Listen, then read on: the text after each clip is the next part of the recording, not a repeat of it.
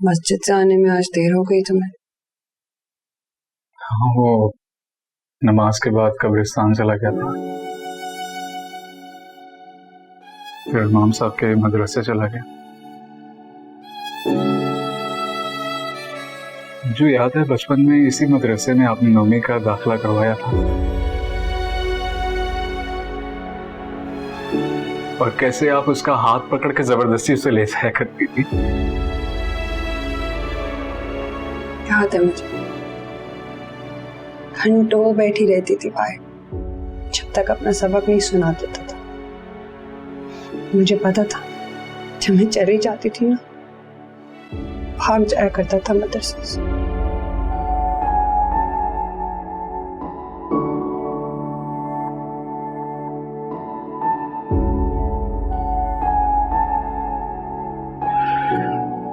नौवीं की यादें जा बचा बिखरी पड़ी हैं जो कैसे भूलेंगे हम उसे। हर शय में नजर आता है मुझे, घर के कोने कोने मसीह की यादें। मसीह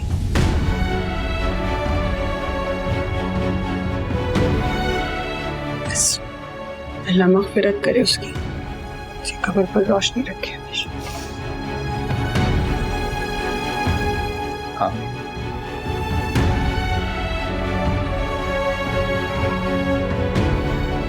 फिर नाश्ता कर लीजिए आप। भूल गई थी, पराठा दूं?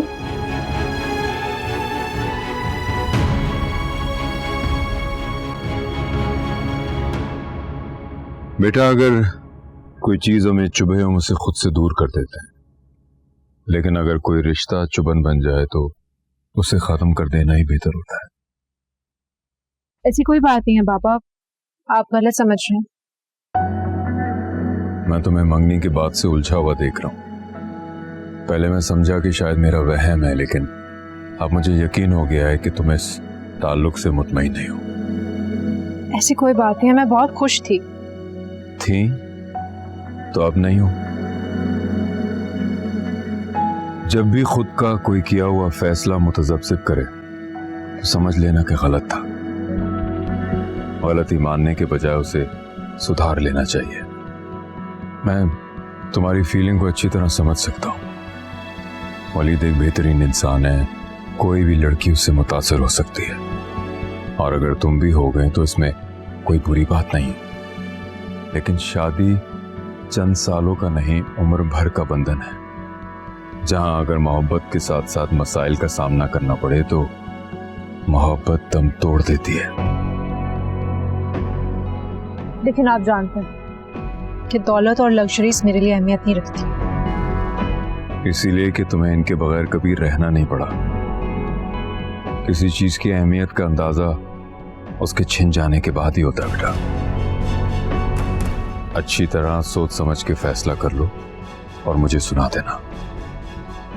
तुम्हारे पास अभी भी वक्त है।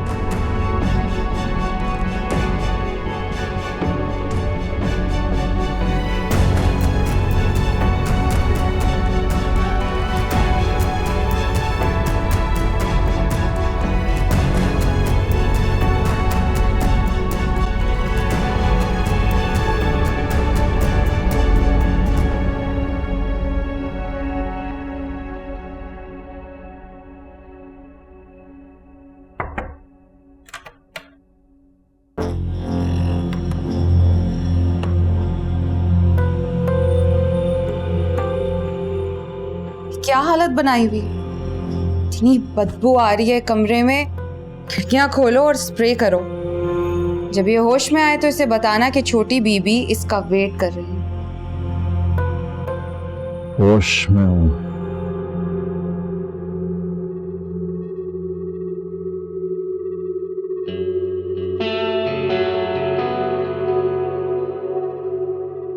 मामा से बात हुई थी, पता चला कि वो फ्रांस में है। मैं पूछ सकती हूँ कि उनकी गैर मौजूदगी में तुम तैमूर की कंपनी क्या करने गए थे? ये पूछने का हक तुम नहीं रखती। क्यों नहीं रखती?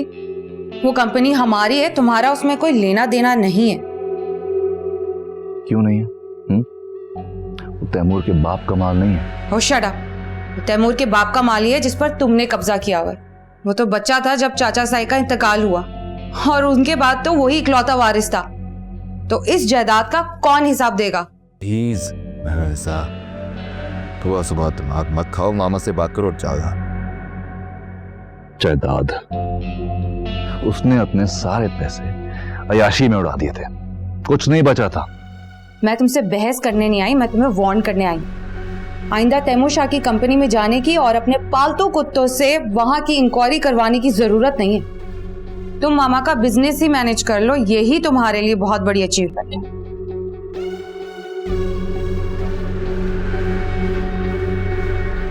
तो सुनो, अब आ गई हो तो चाय शाय पी कर जाओ ना, इतना तो हक बनता है तुम्हारा। ये मेरे बाप का घर है, यहाँ आने जाने पे और चाय पीने पे मुझे किसी की परमिशन की जरूरत नहीं है। मुझे अपने हक के बारे में तुमसे ज्यादा पता है। I know better.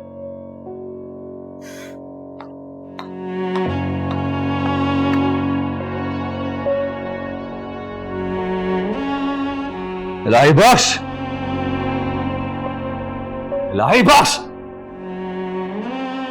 जी सरकार। किसकी इजाजत से आई थी ये घर में?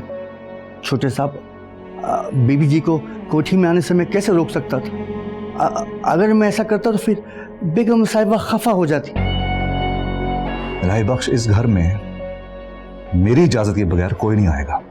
ये मेरा घर है और ये बात तुम अच्छी तरह जान लो।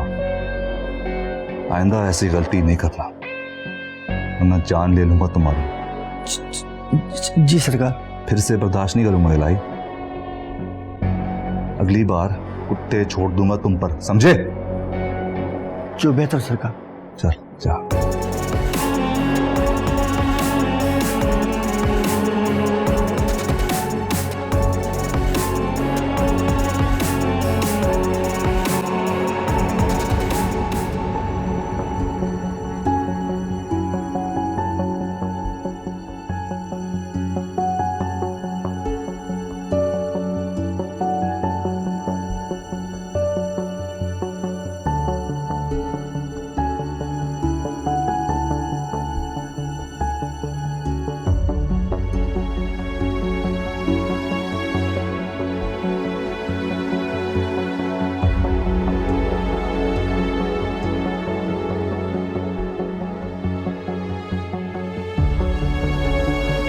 कहीं जा रही हो?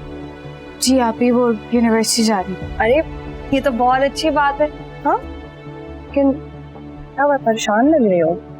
नहीं, आप ही बस घबराहट हो रही थी तो सोचा यूनिवर्सिटी चली जाती हूँ, दिल बहल जाएगा। हाँ, तो वलीद का इंतजार कर लो, वो अभी निकलेगा ना, उसके साथ ही चली जाना तुम भी। नहीं, अभी मैं खुद से चली जाऊंगी। अल्लाह हाफिज।